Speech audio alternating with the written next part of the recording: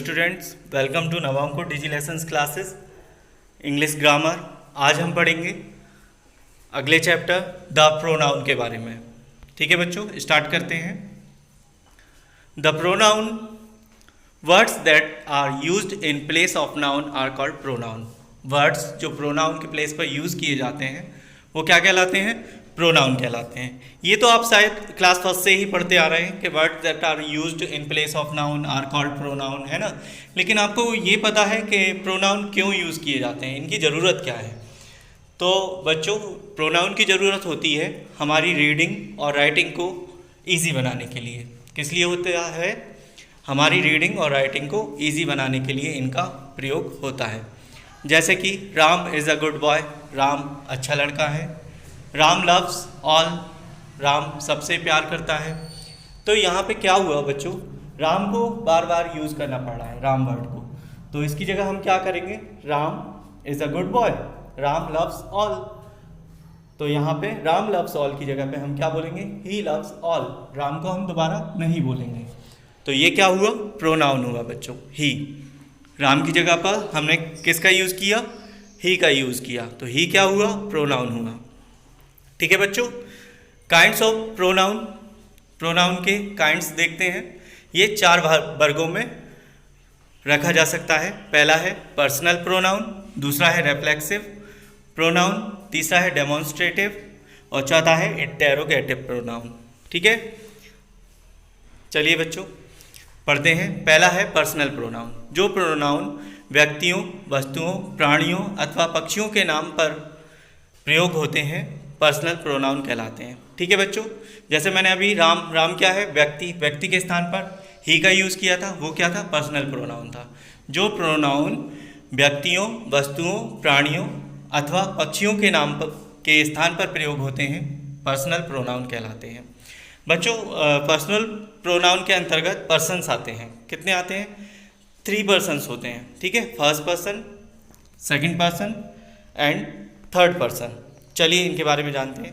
First person, जब मैं या हम, आई, वी, अस, अवर आदि शब्दों का प्रयोग करता है जब वक्ता स्वयं अपने बारे में बात कर रहा है। जैसे मैं अपने बारे में बात कर रहा हूँ तो मैं क्या कहलाऊँगा? First person कहलाऊँगा। मैं आपसे बात कर रहा हूँ, आपके बारे में बात कर रहा हूँ, तो आप क्या कहलाओगे? Second person कहलाओगे।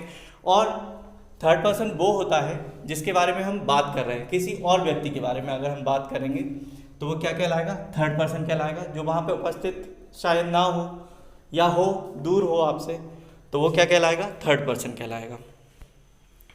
ठीक है बच्चों, यहाँ पे आपको एक तालिका दी गई है। ठीक है, फर्स्ट पर्सन, सेकंड पर्सन और थर्ड पर्सन को समझने के लिए। और कुछ केसेस होते हैं, वो केस देखते हैं अपन। नॉमिनेटिव केस होता है, पजेसिव केस होता है, ऑब्जेक्टिव केस होता है। ठीक है, जैसे कि पहला है फर्स्ट पर्सन। फर्स्ट पर्सन क्या हुआ? फर्स्ट पर्सन में क्या होते हैं? सिंगुलर नंबर होते हैं। सिंगुलर प्लूरल दोनों होते हैं। जैसे फर्स्ट पर्सन में सिंगुलर में क्या होगा? आई होगा। उसका पजेसिव केस, अगर मेरी किसी चीज़ के बारे में बात हो रही है तो वो क्या कहलाएगी? माय और माइन। ठीक है, और ऑब्जेक्टिव केस में क्या होता है? अगर फर्स्ट पर्सन को ऑब्जेक्ट की तरह लिया जा रहा है तो वो क्या होगा? मी होगा।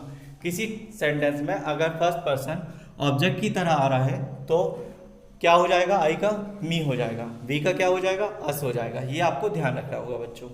ठीक है, सेकंड पर्सन जो होता है जब वो नॉमिनेटिव केस में है, उसकी बात हो रही है तो वो यू रहेगा।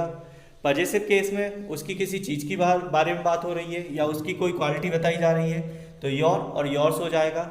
और उसको अगर ऑब्जेक्ट की तरह लिया जा रहा है यू को, तो वो यू का यू ही रहता है। ठीक है बच्चों, थर्ड पर्सन, थर्ड पर्सन में क्या होता है?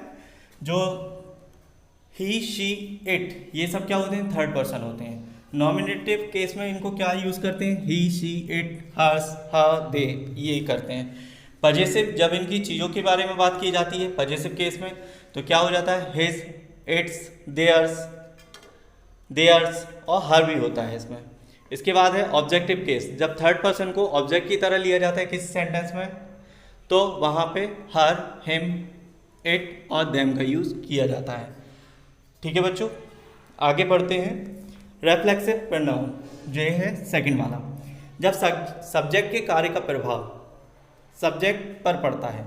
मतलब कि जब सब्जेक्ट कोई काम कर रहा है और उसका असर किस पे हो रहा है, सब्जेक्ट पे ही हो रहा है। जैसे मैं कोई काम करूँगा और उसका असर मुझ पे ही होगा, तो वो कौन सा प्रोनाउन होगा, रेफ्लेक्सिव प्रोनाउन होगा। आई फेल डाउन माई सेल्फ, मैं स्वयं गिर गया। देखो यहाँ पे क्रिया किसने की, मैंने की, और प्रभाव किस पे पड़ा, मुझ पे ही पड़ा, मैं गिर गया। तो ये कौन सा प्रोनाउन है, रेफ्लेक्सिव प्रोनाउन। आई का क्या हो गया, माई सेल्फ, ही का क्या हो जाता है, हिमसेल्फ, यू का क्या हो जाता है, योर सेल्फ। रेफ्लेक्सिव प्रोनाउन में जितने भी फर्स्ट पर्सन है वो किस में चेंज हो जाते हैं, जैसे कि आई का क्या हुआ था, माई सेल्फ, यू का योर सेल्फ और ही का हिमसेल्फ। ठीक है। रिफ्लेक्सिव प्रोनाउन का निर्माण सिंगुलर में सेल्फ और प्लूरल में सेल्फ्स जोड़कर किया जाता है। जैसे कि देम का क्या हो जाएगा, देम सेल्फ्स। ठीक है, इस तरीके से आगे बढ़ते हैं बच्चों। तीसरा है, यहाँ पे कुछ और देख लीजिए, पर्सन्स दिए हैं फिर से, और उनके सिंगुलर प्लूरल क्या होंगे वो भी देख लीजिए। जैसे कि first person, first person my self हो जाएगा, आई का माई सेल्फ। ठीक है, उसका प्लूरल क्या होगा, अवर सेल्फ। वी का क्या होगा, अवर सेल्फ हो जाएगा। सेकंड पर्सन, जैसे सेकंड पर्सन तो एक ही रहता है, यू, योर, तो उसका सिंगुलर होगा योर सेल्फ और प्लूरल क्या होगा, योर सेल्फ। थर्ड पर्सन इसका him self, her self, it self, और प्लूरल क्या हो जाएगा, देम सेल्फ्स। अगला होता है बच्चों थर्ड, डेमोन्स्ट्रेटिव प्रोनाउन। डेमोन्स्ट्रेशन का मतलब होता है संकेत देना। ठीक है, संकेत दे के बताना या कुछ डेमो करके बताना। ठीक है, जो प्रोनाउन किसी व्यक्ति वस्तु की ओर संकेत करते हैं, संकेतवाचक प्रोनाउन कहलाते हैं। जैसे कि दिस इज माई पेन, यह है मेरा पेन है। बच्चों जब तक मैं आपको इशारा करके नहीं बताऊंगा या वो पेन नहीं बताऊंगा कि ये मेरा पेन है, तो आपको समझ में नहीं आएगा। तो इसमें डेमो करके बताना होगा, या इशारा करते हैं या पॉइंट करते हैं किसी चीज़ को। ठीक है, अगर पेन आपके पास में है तो दिस इज माई पेन, यह है मेरा पेन है। पेन आपसे दूरी पर है तो दैट इज माई पेन या दैट इज योर पेन। ऐसे ही इसका प्लूरल क्या हो जाएगा, दीज आर योर पेन्स, ये आप तुम्हारे पेन है, और अगर वो दूरी पे हैं तो दोज आर आवर पेन्स। ठीक है, वो हमारे पेन है। अब अगला होता है कौन सा, इंटेरोगेटिव प्रोनाउन। जो शब्द प्रश्न पूछने के लिए प्रयोग किए जाते हैं प्रश्नवाचक इंटेरोगेटिव प्रोनाउन कहलाते हैं। ये कौन से होते हैं, हु होता है, हुज होता है, हुम होता है, व्हाट होता है, विच होता है, वैन होता है, ठीक है, वाई होता है। ये सब क्या होते हैं, इंटेरोगेटिव प्रोनाउन होते हैं, जिनके बारे में हम विस्तार से आगे आने वाली कक्षाओं में पढ़ेंगे। ठीक है बच्चों, इसके बाद है निम्नलिखित सेंटेंसेस को पढ़िए। हु गोज देयर, वहाँ कौन जाता है। हुज बुक इज दिस, यह किसकी पुस्तक है। Whom do you want to see, तुम किसको देखना चाहते हो या तुम किसे देखना चाहते हो। चलिए बच्चों, अब आगे एक्सरसाइज की ओर बढ़ते हैं। ये एक्सरसाइज आपको अपनी कॉपी पे नोट डाउन करना है। Words that are used in place of noun are called. वर्ड्स जो नाउन के प्लेस पे यूज किए जाते हैं वो क्या कहलाते हैं, प्रोनाउन कहलाते हैं। सेकंड वाला है the pronoun used in place of a person, place, animal, bird और थिंग। अभी बताया था मैंने, जो पर्सन, प्लेस, एनिमल और बर्ड के प्लेसेस पे यूज किए जाते हैं वो कौन से प्रोनाउन होते हैं, पर्सनल प्रोनाउन होते हैं। When the action of the subject reflects upon the subject, जब सब्जेक्ट का रिफ्लेक्शन सब्जेक्ट पे ही हो तो वो कौन सा प्रोनाउन होता है, रिफ्लेक्सिव प्रोनाउन होता है। The word that is used to ask question is called, जो वर्ड क्वेश्चंस करने के लिए यूज किए जाते हैं वो कौन से प्रोनाउन कहलाते हैं, इंटेरोगेटिव प्रोनाउन कहलाते हैं। इसके बाद है एक्सरसाइज। आपको क्या करना है, rewrite the following sentences using the pronoun in place of noun. आपको क्या करना है, इन सेंटेंसेस में प्रोनाउन का यूज करना है नाउन के प्लेस पे। Look at Parul, Parul is sleeping, wake up Parul. यहाँ पे पारुल वर्ड जो है वो 3 बार आया है, ये क्या है, नाउन। हमें इसकी जगह पे किसका यूज करना है, प्रोनाउन का यूज करना है। तो बच्चों करते हैं, look at Parul, she is sleeping. Parul यहाँ पे आया तो यहाँ पे हमने किसका यूज़ किया है, ये नॉमिनेटिव केस है, इसमें सी का यूज़ किया है। ठीक है, सी इज स्लीपिंग। फिर लास्ट में जो लास्ट वाला सेंटेंस है सी का, वेक अप पारुल। पारुल को यहाँ पे किसकी तरह यूज किया है, वेक अप हर, पारुल की जगह क्या हो जाएगा, हर का यूज करेंगे। ठीक है, इसके बाद है अगला, Pragati is pretty girl. Pragati is 10 years old, everyone likes Pragati. यहाँ पे भी प्रगति बार बार आया है तो इसमें भी ऐसा ही करेंगे। Pragati is a pretty girl, she is 10 years old, everyone likes her. Pragati की जगह क्या हो जाएगा, हर हो जाएगा। Raman has a book, the book is very interesting, the book has many pictures, I like pictures very much. तो इसका हो जाएगा बच्चों, Raman has a book, it is very interesting.